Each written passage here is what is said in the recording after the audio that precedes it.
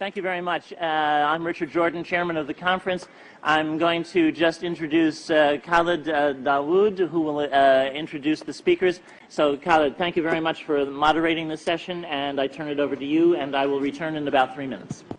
So our next speaker is Dr. Rosalind Peterson. She's the California president and co-founder of the Agriculture Defense Coalition, formed in 2006 to protect agricultural crop production from uncontrolled experimental weather modification programs. A very interesting topic, you know, for a non-specialized person like myself.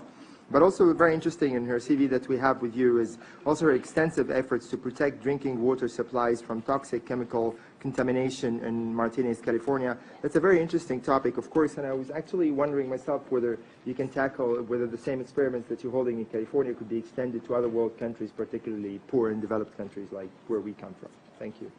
Thank you. Good afternoon, ladies and gentlemen, Mr. Chairman. It is a pleasure to be here to speak with all of you today. One of the things that I would like to say is that we are in a global drumbeat right at the moment talking about climate change and global warming. One of the things that is affected by climate change is agriculture. But some of what we are seeing is man-made, but man-made in a different way than you may guess. Weather modification programs, experimental ones done by private companies, done by the United States government, done by states across the United States, are underway. There's more than 50 of them in operation across the United States. All of these impact agriculture because they change the microclimates needed for agriculture to survive. None of these programs that I know of today, and this is all public record, are available at any time with oversight, agricultural oversight or public oversight.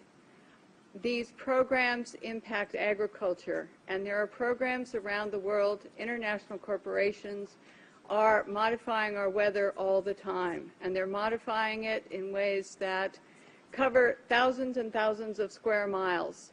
Most of it is chemically altered, so that what happens is that we are putting chemicals, ground-based chemicals that are shot into the air, or chemicals coming from airplanes that change and modify our weather.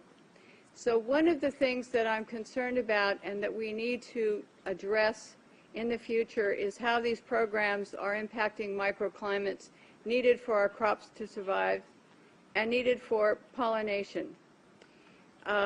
If we change the growing season, the pollinators may not survive, and also our crops, our flowers, and our tree crops may not get the pollination needed. So one of my areas is looking at this situation to see if we can begin to put under control experimental and other types of weather modification programs. The other issue is that a lot of times we're talking about mitigation for climate change. It's rather an undefined term at this period of time. And so what happens is that many times we're talking about artificially putting chemicals like sulfur or particulates into the atmosphere in what they call geoengineering schemes to reduce and help the planet, supposedly, but help the planet to not go through such a tremendous global climate change and to mitigate global warming. However, the incidence of putting chemicals into our atmosphere is going to change and impact agricultural crop production. And if you take and you put up into our skies chemicals to reduce the amount of sunlight reaching the earth, you are going to begin to reduce crop production. Studies at the University of Illinois on corn crop production show reductions. Without the process of photosynthesis, whereby plants from direct sunlight gain the energy to grow, to produce crops, we are going to find ourselves, if we mitigate in that direction, impacting the crop production not only here in the United States, but worldwide. One of the things that is impacting crop production right now in the United States and reducing photosynthesis and also impacting the ability of solar power panels to generate the type of power that they should is persistent jet contrails. NASA talks about persistent jet contrails as exacerbating global warming because they trap warmth in the atmosphere when they produce cirrus and man-made clouds.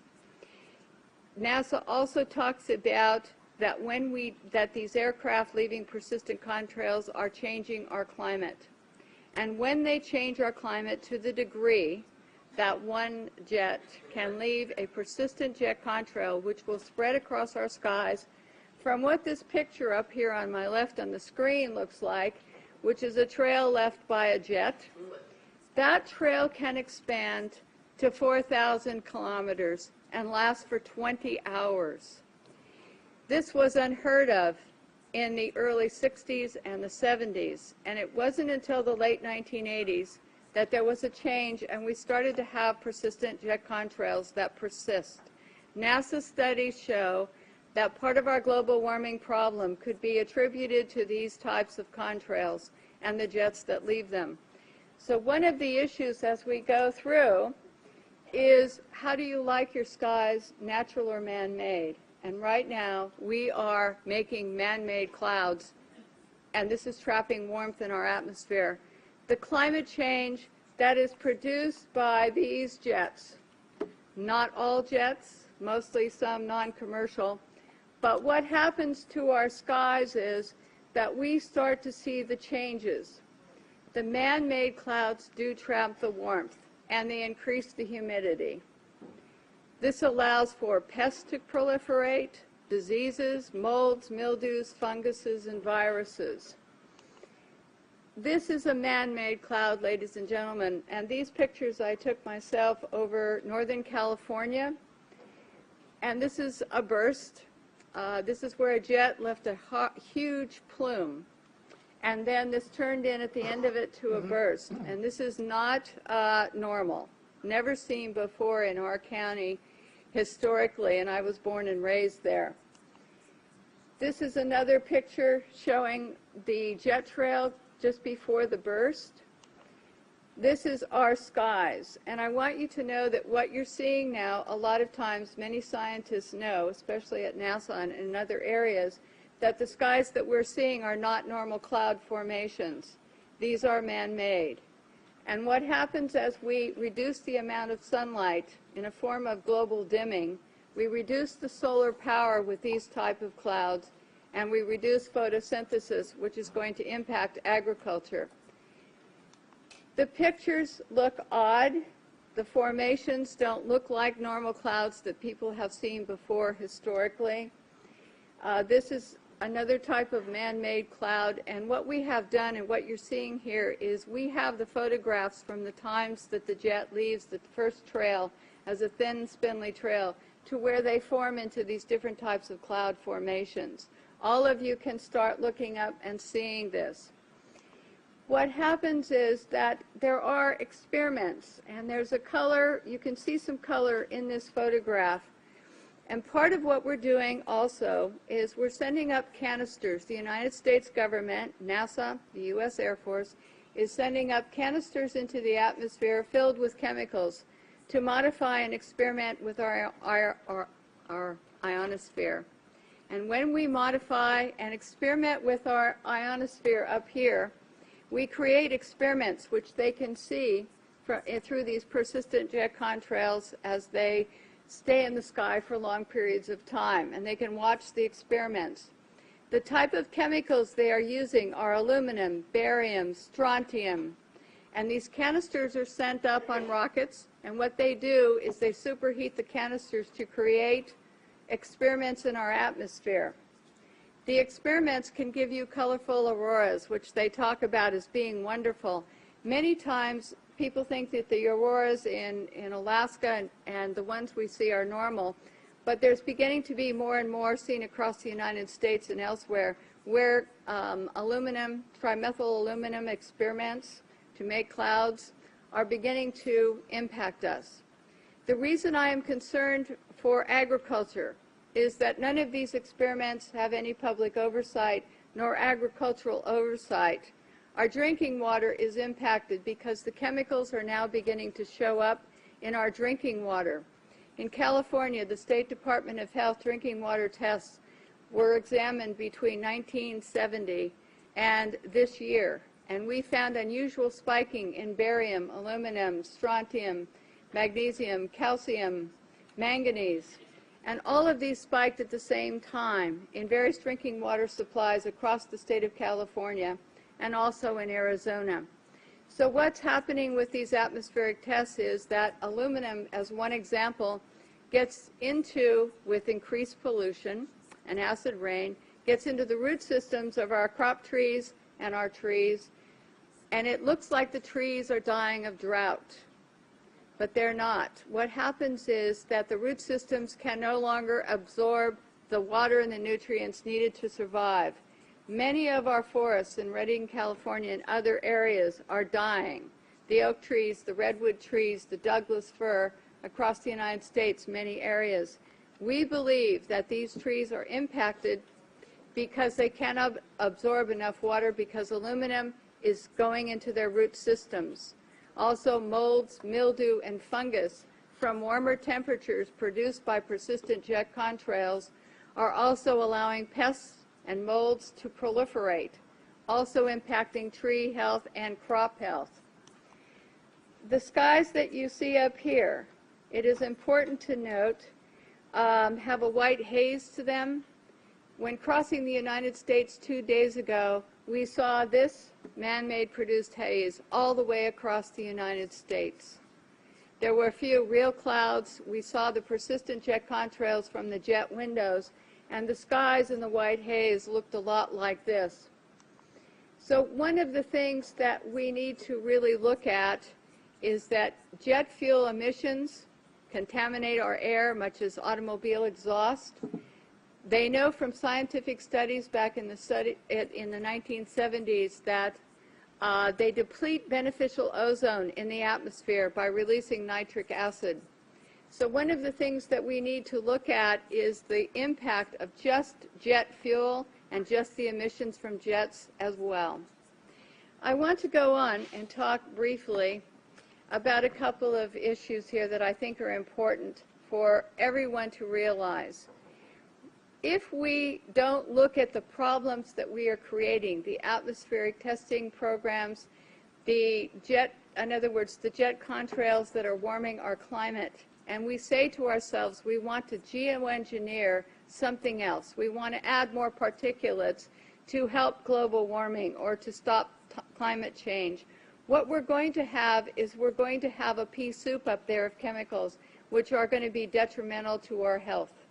It is much better to take the EPA model of the 1970s, where the Environmental Protection Agency was designed to put in regulations to reduce the pollution at its source, to reduce and put caps on how much pollution corporations, cars, automobiles were putting into the atmosphere.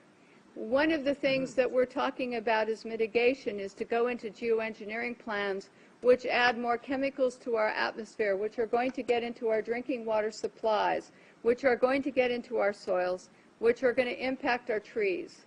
Our trees across the United States, many of them in many areas, especially Mendocino, Lake, and Sonoma County, are dying. They are not healthy as they used to be. And this problem, having traveled across the United States into some other areas, seeing the pictures coming in from across the United States and other countries, we're finding that there's beginning to be an impact from all of these programs and all the chemicals in our skies. And so one of the things we need to think about and work for is reducing pollution. Alan Buckman from the California State Department in Fish and Game talked about microbes, and they're important to the environment. We have at our disposal already some technologies and already the wherewithal to begin to make the planet more healthy and to put it into a different perspective. But if we go to the geoengineering schemes that are waiting in the wings, thousands of them, to put the particulates up and sulfur, then we are going to be in trouble with agriculture across the United States and around the world. It is time that we look at some different solutions that are already here And it's time that we look at what's happening in our skies and say we don't need to add any more chemicals. We are doing enough. And what these experiments in our skies are doing with atmospheric heating and testing, we don't know. But the chemicals are showing up in our drinking water. So in closing, I would like to say to all of you and to encourage you to know that just what I showed you today is beginning to impact crop production in the United States. And we're seeing higher UV radiation that is burning the tips of our trees and our plants. We see the molds and mildews growing here. And we see all of this. And we hope that all of you will consider before you think of mitigation and just go forward with some of the plans that are being sold to you as almost a cap-and-trade situation, where a corporation like Planktos decides to put iron dust into the Galapagos Islands area. This is a proposal, may have already started, and to create algae blooms. And yes, they're saying, yes, we're going to help the environment because we're going to create these algae blooms for more oxygen. But what happens is it's going to impact the marine life in those areas. As a geoengineering plan, it is going to be sold, the credits for this, the supposed benefits, is to be sold as credits to people who want to pollute more. And here's the really awful twist to this, in my opinion, is if we sell pollution credits to polluters to ask them so that they can pollute more, we're only going to add more to our climate change and to our global warming processes. We have to say, no, we don't want money market schemes that are going to go into the ocean and change something possibly to the detriment of our oceans or our air, in order to sell credits to someone who wants to pollute more. Ladies and gentlemen, this is a consideration for all of you when you start to talk about caps and trades, when you start to talk about geoengineering plans, because we don't need a money market scheme. We need to have and use the microbes available to us, the science available to us to reduce the pollution that we're putting into the atmosphere. And we need a new direction, and I think that this might be a good one. So I hope that all of you will consider what I have to say today, and I want to thank you once again for listening to what I had to say. Thank you.